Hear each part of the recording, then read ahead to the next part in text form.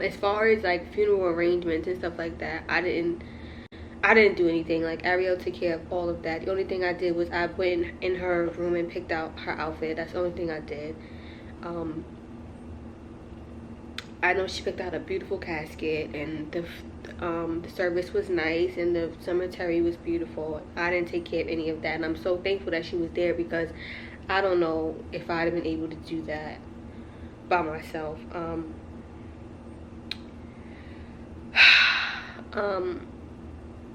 The funeral was bad, but it was a sense of closure for me.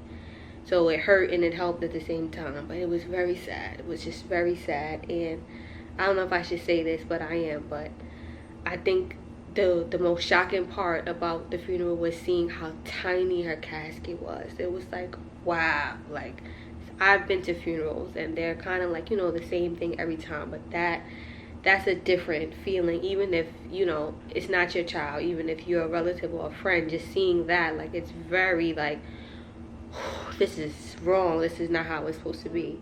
I want to say again that I blamed myself for a really, really long time. And if you're watching this and you have experienced the loss of a child, I just want you to know that it's really not your fault. It's really not. And I hope that my words can help you, because it's really not your fault. I believed that for a very, very long time. And probably the only thing that's going to make you think it's not your fault is really God himself telling you that. But it's really not your fault. It's really not. I want to say that her cause of death was unknown. They thought the umbilical cord would be wrapped around her neck, but it wasn't. And like I said, a known cause wouldn't have made a change for me in my life. It wouldn't have made anything different. A lot of people, I guess, don't want to hold their children after. But I wanted to hold my baby for the rest of her life. I wanted to kiss her, so I don't see why, you know, you guys telling me that her heart stop would change that. I don't know. I don't understand that. My hospital stay was okay. I don't have any complaints. So anyone being rude or not being understanding of the situation, thankfully. I had a really, really awesome nurse like that really, really helped me. And I will never forget her. I found her on Facebook and everything.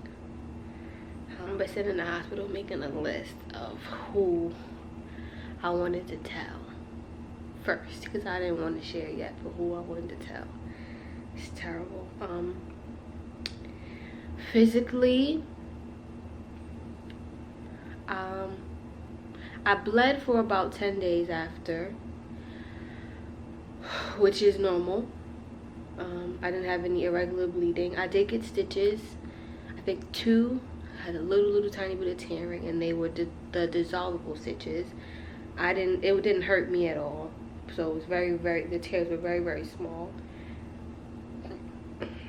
They did explain to me before I left the hospital that my milk was going to come in and I was going to be engorged and it was going to hurt. But that right there, I was at my daughter's funeral and my boobs were killing me because the milk had come in. And normally when your milk comes in, you are going to be feeding your baby milk, so the pain lessens. But no, I didn't have a baby to feed, so I just had milk leaking from my boobs, and it was the worst thing ever. And I'm not ashamed to say this, but I didn't want to shower. Like, I did not want to shower, because if I went in the shower, I would have to take off my clothes and I would have to see my body that was no longer pregnant, which did not make sense because I no longer had a baby, and my boobs would be leaking milk, and I couldn't do it. So I just refused to shower. It's terrible. I was probably laying next to my husband all stinking and everything, but I didn't want to shower. I didn't want to go through that. So I just left my sports bras on, and I just did not want to shower.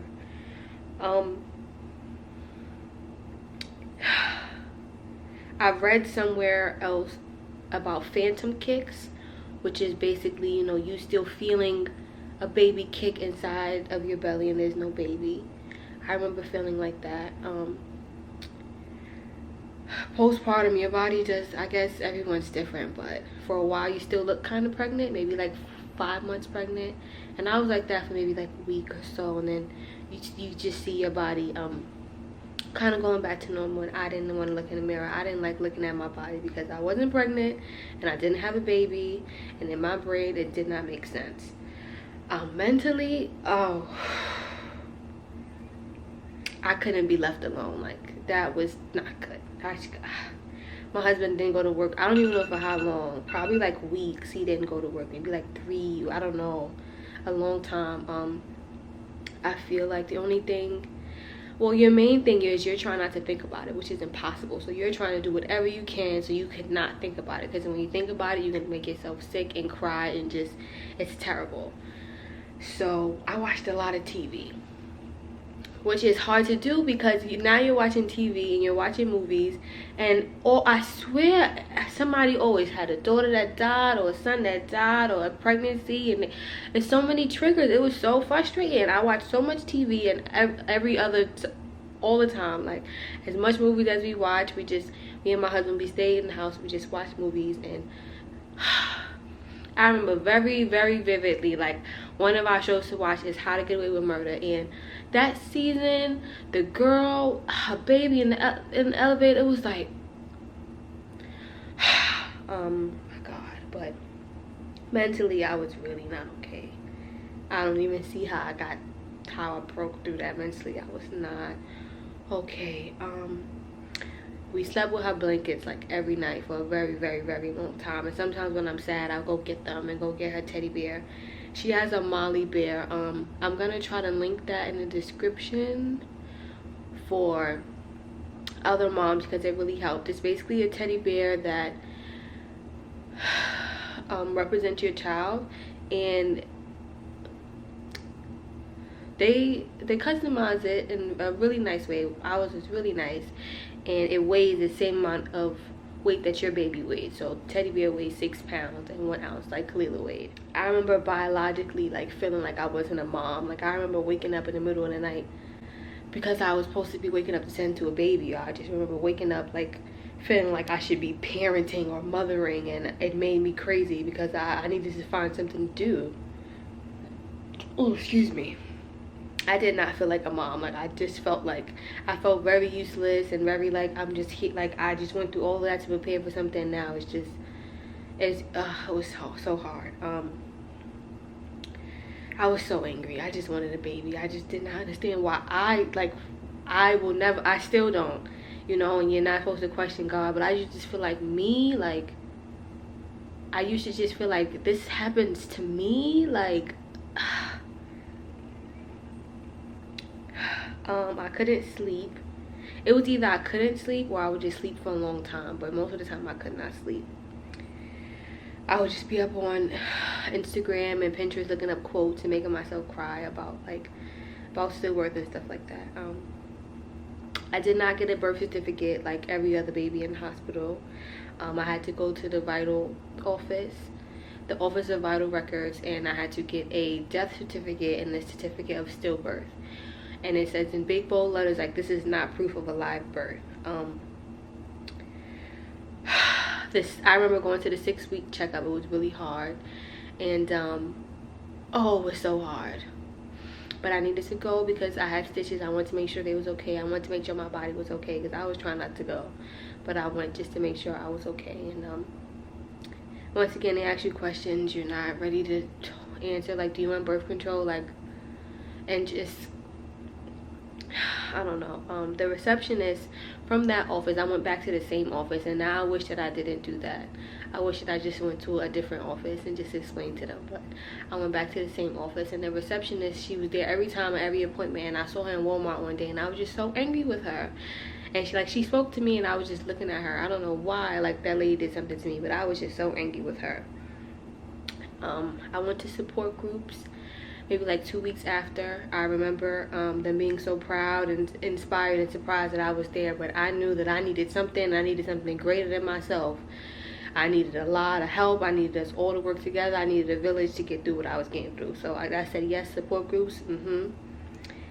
The stickers, the 1 month, 2 month, 3 months, I have those, and I would bring them to the cemetery to Kalilah. And it was really hard because she didn't have a headstone for a very long time, but I still went and I brought her stickers because I'd have put the stickers on her had she been here. So I still wanted to do that. So speaking about my story is important to me, and it helps me heal.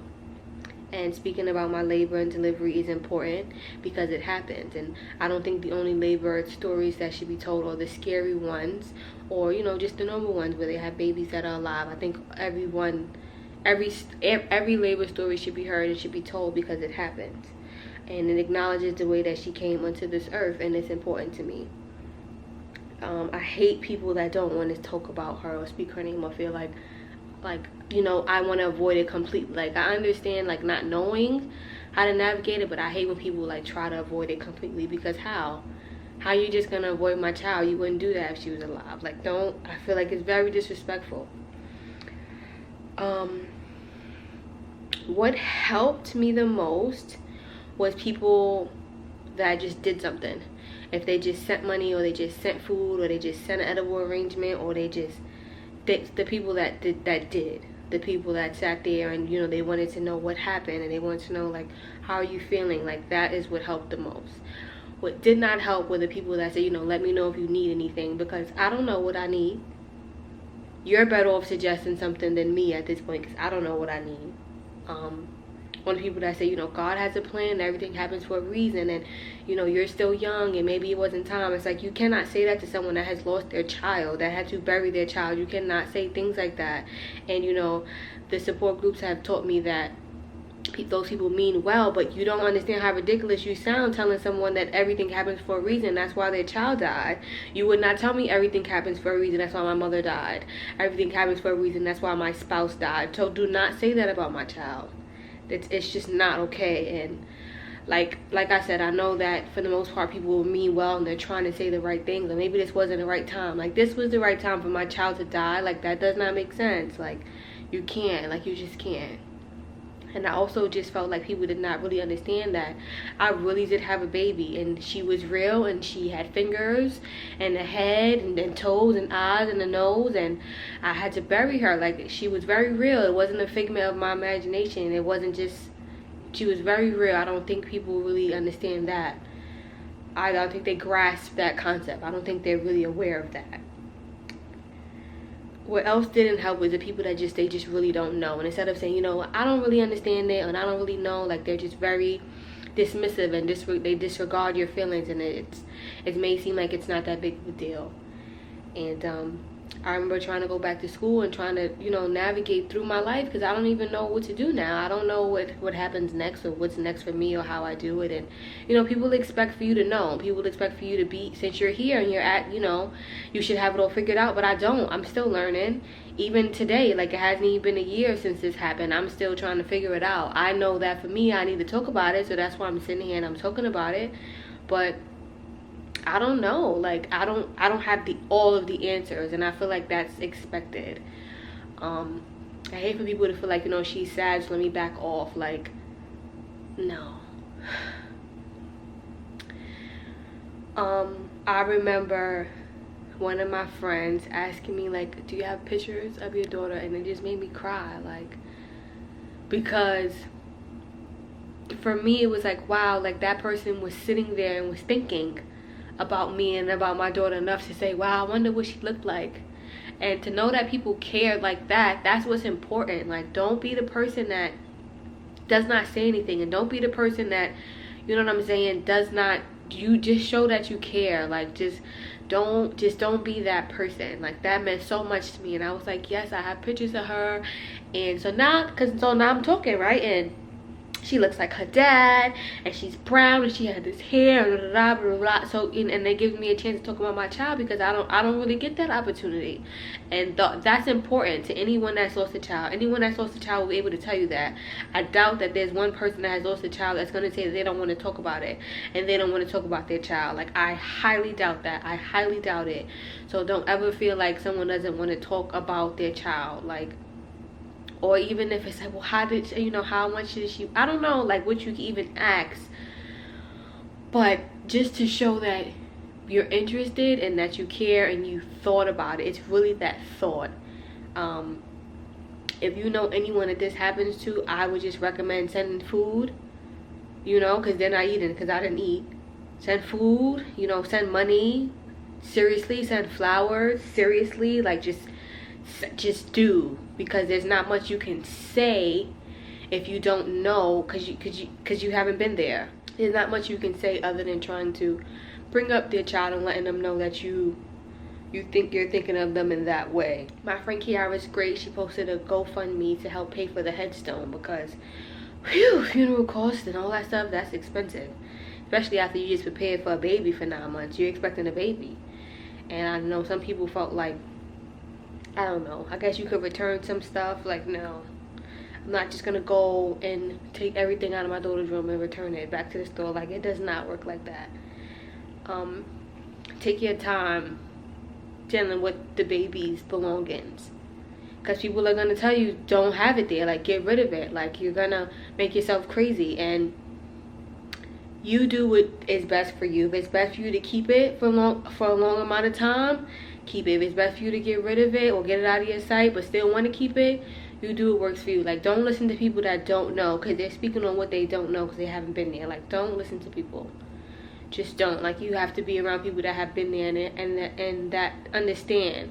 Because if you listen to a whole bunch of people that have not experienced it, they'll make you crazy. I remember just being very, very distant from people and very, like, isolated. And I did that purposely because, I don't know, it was just a coping mechanism. And especially because you feel alone. You feel like nobody understands what you're feeling. Nobody. You feel like everyone's just, like, you're like an outcast, and everyone's looking at you weird, and everyone's looking at you like, oh, that's the girl that you know, that lost her baby, and that's the girl that baby passed away, and blah, blah, blah. And it's just a hard thing. I don't know. Sometimes I feel crazy even talking about it, but I just knew that I had to. And I'm just hoping that these videos that I post and these things that I say, it really, really helps somebody. Like, if me sharing my pain can help somebody just a little bit, like, that would make me happy. It really would. My intention is to start a non-profit organization in Kalilah's name to spread awareness, to get to those hospitals and those doctors' offices where they have those untrained staff that don't understand, and help them to understand so that they could be there to help mothers that go through this. Because I know there are so many people that have experiences that don't talk about it because they haven't had the proper support, or they're not in an environment where they feel like they can talk about it, or it's normal, or it's okay, because it's so common. The craziest part about going through this journey is realizing how common it is and how many people this happens to. Like, it's really, but like, it's bugged out. Like, I don't even know another word but to say, like, it's crazy. And so many people don't talk about it. I just want to be the one that helps change that, to bring awareness to it, not to make everyone sad and not to scare the mothers, because it's not going to happen to everybody, but maybe it could be prevented in some situations. Maybe we can talk about it, and now, you know, the person that does happen to, we know how to support her. We know how to support her or her husband or her boyfriend, you know, because dads go through it too. Like, my husband's very strong, and he had to put all of his feelings aside because he had to be strong for me, and I don't know if I could have done that. And, you know, they need support too. So I just want to be able to give back in her name and make her name and her life count for something.